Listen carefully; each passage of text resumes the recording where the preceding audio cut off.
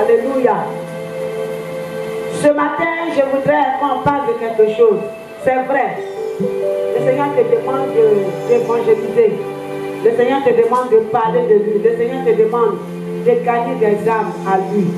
Mais il y a quelque chose qui nous bloque. Il y a quelque chose qui nous empêche de faire l'œuvre de Dieu. Il y a quelque chose, après avoir fait l'œuvre de Dieu, qui peut nous emmener en enfer. Si on ne prend pas garde. Alléluia. Nous prenons notre Bible dans Jérémie 17, à partir du verset 9. 9 à 10. Le cœur est tortueux par-dessus tout, et il est méchant. Qui peut le connaître? Moi, l'Éternel, j'éprouve le cœur, je sonde les reins. Alléluia. Ce matin, je veux qu'on parle du cœur de l'homme. Alléluia. Quel cœur? Qu'est-ce qui est dans ton cœur? Ton cœur fonctionne comment? Alléluia. Ici, c'est le prophète Jérémie qui parle ici. Et le prophète Jérémie parle du cœur. Il faut dire que c'est le cœur qui est le moteur de la vie de l'homme. C'est le cœur qui fait fonctionner la vie de l'homme. Si ton cœur s'arrête, on dit il n'y a plus de vie. Alléluia.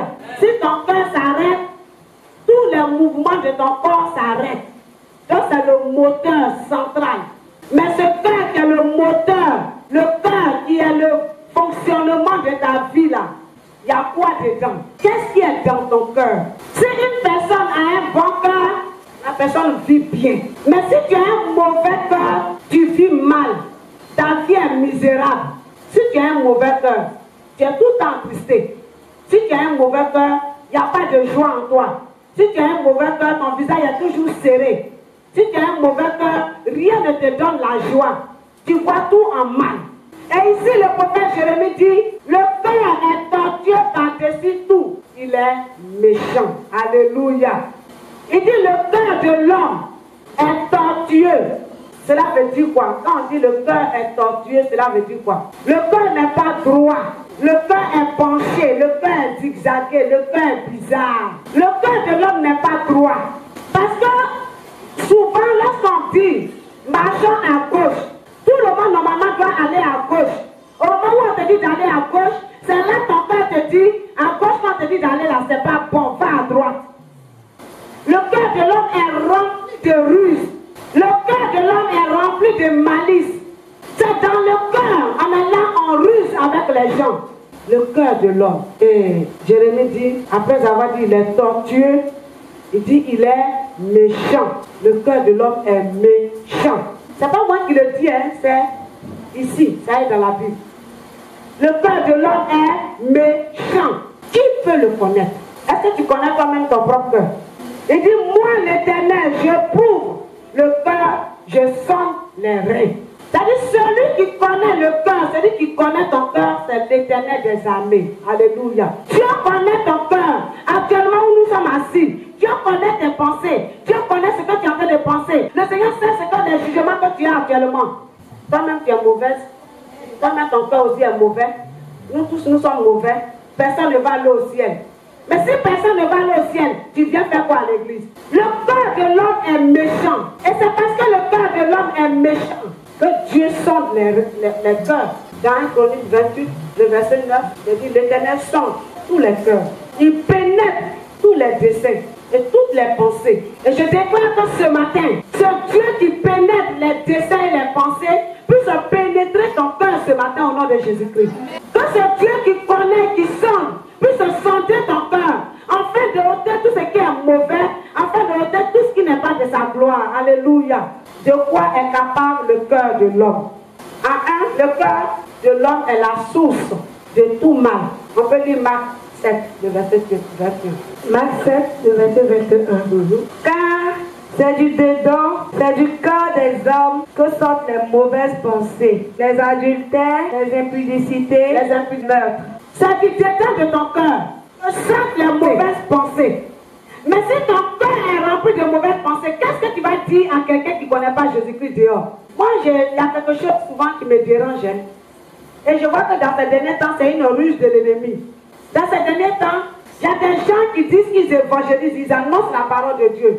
Mais ce sont ces personnes-là qui sont là en train de vendre la liqueur. les chapanos, les koutoukou, tu finis de vendre ça.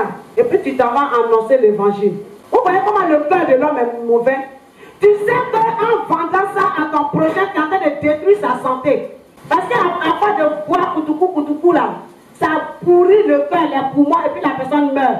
Quand tu lui donnes ça, et puis tu lui annonces l'évangile. Attends, vous voyez comment le cœur de l'homme est? C'est du dedans du cœur. C'est le cœur de l'homme qui l'amène à pécher. C'est le cœur de l'homme qui l'amène en enfer. Voilà pourquoi le chant dit, Nadreo, mon cœur va m'emmener en enfer. C'est du dedans du cœur. Jérémie dit, le cœur de l'homme est méchant. C'est de la méchanceté. Quand tu sais que quelque chose peut détruire, et puis tu lui donnes, c'est la méchanceté. Alléluia. Le cœur de l'homme est méchant. C'est la source du mal. Deux, le cœur de l'homme médite le mal contre son frère. Vous pouvez voir ça dans Genèse 37. Il est dit à Dothan, Joseph et ses frères étaient ensemble. Joseph a été envoyé par son père d'aller voir la santé, la vie de ses grands frères et de leur apporter à manger. Mais tellement que le cœur de l'homme est méchant, quand ils ont vu leurs frères venir vers eux, leur cœur a médité le mal. Leur cœur a médité de le tuer. Leur cœur a médité de l'enlever au milieu d'eux. C'est là la méchanceté de l'homme. Il vous a fait quoi? Parce qu'il a raconté ses songes, parce qu'il a parlé de ce que Dieu lui a révélé, parce qu'il a dit voilà ce que je serai. C'est cela que vous allez, votre cœur va méditer de le tuer. Le cœur de l'homme est méchant. C'est la source de tout mal. Si quelque part, ici c'était à Dothan, mais le Seigneur qui connaît les pensées, il sait celui qui complète le mal contre ta vie. Il sait où les gens se sont assemblés, où ils se sont assemblés actuellement, où ils sont en train de faire réunion pour méditer de te tuer. Mais je déclare que cela n'aboutisse pas au nom de Jésus-Christ. Que tout cœur qui s'élève contre toi pour te détruire, tout cœur qui médite de te tuer, tout cœur qui médite de tuer tes projets, soit livré au Saint-Esprit. Alléluia. Amen. Que le Saint-Esprit ouvre ton esprit pour voir la méchanceté du cœur de l'homme. Chacun a subi la méchanceté de l'homme. Alléluia. Nous tuons les projets de l'Église par notre cœur. Lorsque tu n'es pas d'accord avec un programme de l'Église, tu tues ce programme-là. Et tu es un assassin. Tu peux dire, moi je ne suis pas comme les frères de Joseph. Je n'ai pas mis Joseph dans une citerne, je n'ai pas vendu Joseph. Mais lorsqu'un programme de l'Église a été donné, et puis on dit tous à l'évangélisation, tu dis, oh, moi je n'ai pas le temps pour évangéliser. Et sur le programme, tu es un assassin. En toi, le cœur est la source de l'incrédulité et de la convoitise. Quand quelqu'un est incrédule, là, quand la parole de Dieu est annoncée, et puis tu fermes ton cœur là, tout ça c'est ton cœur. C'est ton cœur qui dit, il faut fermer, il ne faut pas recevoir parole là. Ça là, il faut fermer. Pourquoi on parle de moi? Pourquoi on fait ceci? Je ferme mon cœur, je ne reçois pas cette parole. C'est le méchant, l'esprit méchant qui habite ton cœur, qui met l'incrédulité en toi. Et c'est le cœur qui est la source de la convoitise. Genèse 4, verset 4. Vous voyez l'histoire de Caïn et Abel. Tu as fait ton petit frère. Et ton petit frère a fait l'offrande. Toi aussi tu as fait ton offrande. Si Dieu a créé l'offrande de ton frère, ça fait quoi? Si Dieu t'a accepté et puis il n'a pas accepté ton frère, ça fait quoi? Si Dieu a accepté ton frère et il n'a pas accepté, ça fait quoi? Si Dieu a béni ton frère et puis toi tu n'es pas béni, ça fait quoi? Si ton frère travaille et puis toi tu ne travailles pas, ça fait quoi? Si ton frère est dans une position et toi tu n'es pas dans une position élevée, ça fait quoi? Si ton frère est marié et vous mettez ta soeur mariée, tu n'es pas marié, ça fait quoi? Si ton frère a fait des enfants, tu n'as pas fait des enfants, ça fait quoi? Si ton frère a voiture, toi tu n'as pas voiture, ça fait quoi? S'il a construit une maison, tu n'as pas encore construit une maison, ça fait quoi? Alléluia. C'est pour cela que tu vas le tuer. C'est pour cela que tu vas prendre un coup de marteau pour mettre sur sa tête. C'est pour cela que tu vas le dénigrer, tu vas l'insulter. Tu vas avoir de la haine pour ton frère. Si ton frère est béni, c'est toi qui es béni. Il y a beaucoup, c'est la méchanceté de l'homme qui fait qu'on ne comprend pas ça. Soyons fiers de nos frères. Ne faisons pas comme Caïn. Le cœur de Caïn l'a amené à tuer son petit frère Abel. C'est du cœur vient l'adultère, c'est du cœur vient la méchanceté, c'est du cœur vient la tuerie, c'est du cœur vient le meurtre. C'est ça que Jérémie dit, le cœur de l'homme est tortueux, il est méchant. Vous avez donné l'offrande. Si Dieu dit que c'est l'autre offrande là, lui il a apprécié. Dieu là, il est omniscient. Il sait pourquoi il a apprécié ce qui est sang, ce qui est animal. Et puis il a laissé les aubergines, les quoi, il a laissé tout ça là. Et puis il a préféré accepter l'animal. Il sait pourquoi. C'est pour cela que tu as tué ton frère. Que Dieu change le cœur de quelqu'un ce matin. Vous voyez comment le cœur de l'homme est méchant aussi. Je veux qu'on lise ce passage à Genèse 34. Genèse 34, on va sauter des parties. Et puis on va lire l'histoire de Dina. Genèse 34 à partir du verset 1. Dina, la fille que Léa avait enfantée à Jacob, sortit pour voir les filles du pays. Elle fut aperçue de Sichem, fils de Hamor, prince du pays. Il l'enleva, coucha avec elle et la déshonora. Son cœur s'attacha à Dina, fille de Jacob. Il aima la jeune fille et sut parler à son cœur. Et Sichem dit à Hamor son père, donne-moi cette jeune fille pour femme. Jacob apprit qu'il avait déshonoré Dina sa fille, et comme ses fils étaient au champ avec son troupeau, Jacob garda le silence jusqu'à leur retour. Hamor, père de Sichem, se rendit auprès de Jacob pour lui parler. Et les fils de Jacob revenaient des champs lorsqu'il apprit la chose. Ça dit, Dina, quand elle est sortie, il y a un jeune homme qui l'a vu. Il l'a attrapé et puis il a eu des rapports avec elle. Normalement, il a déshonoré. Et le jeune allait dire à son papa que la fille là, je l'aime.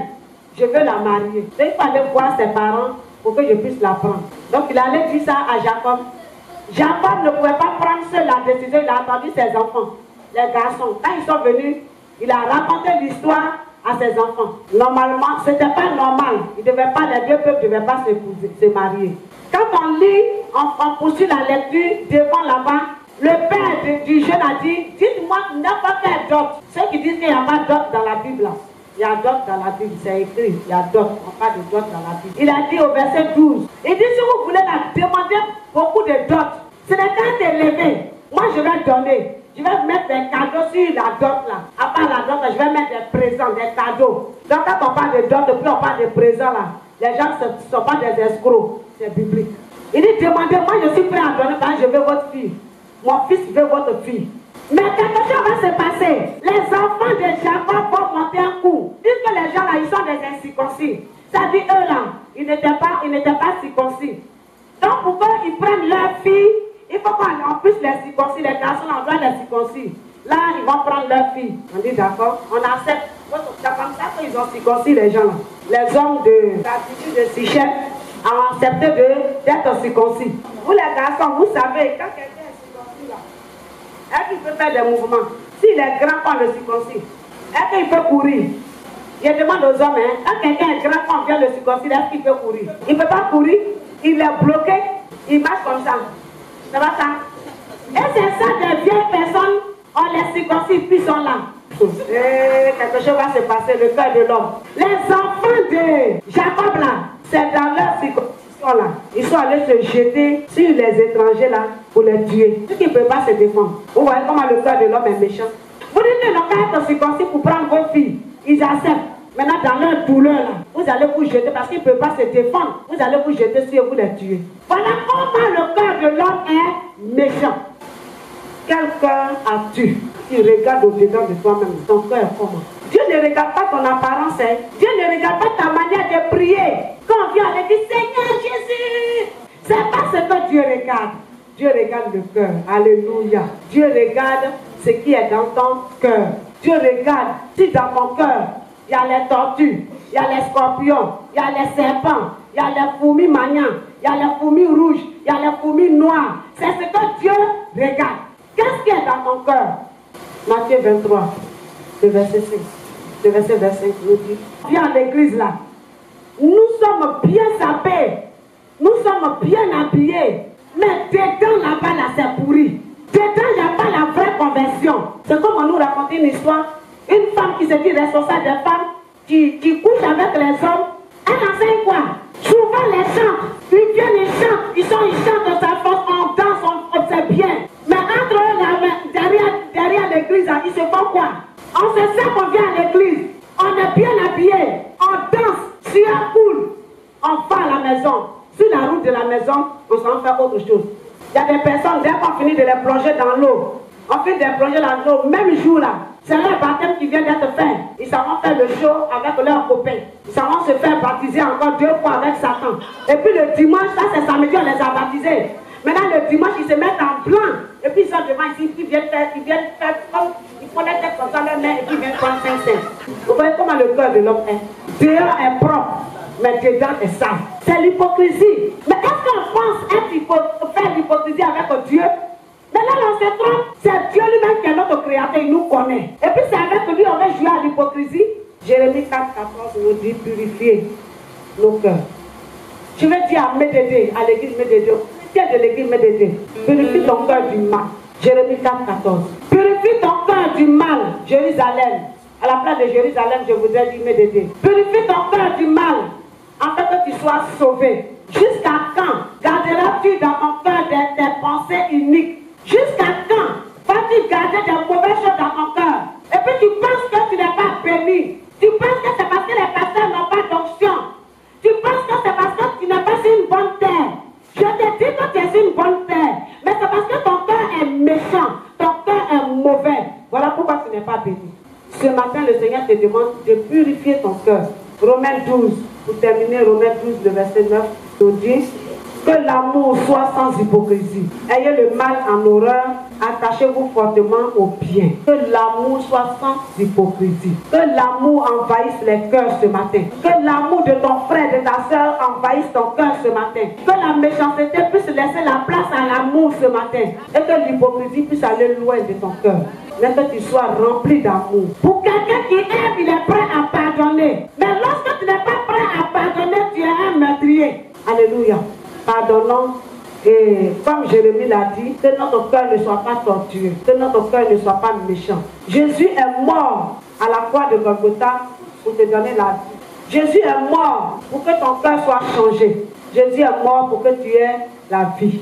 Et c'est ce Jésus-là que tu vas présenter au dehors. Il faut que l'amour remplisse ton cœur pour parler de Jésus. Il y a des gens qui ne sont pas capables d'inviter une personne à l'église. Il y a des gens qui sont ici depuis des années qui n'ont jamais invité quelqu'un. Parce que leur cœur est méchant, ils ne sont pas prêts à partager ce grand bonheur avec leurs voisins. Parle de Jésus. Et que ton cœur change ce matin au nom de Jésus-Christ. Amen.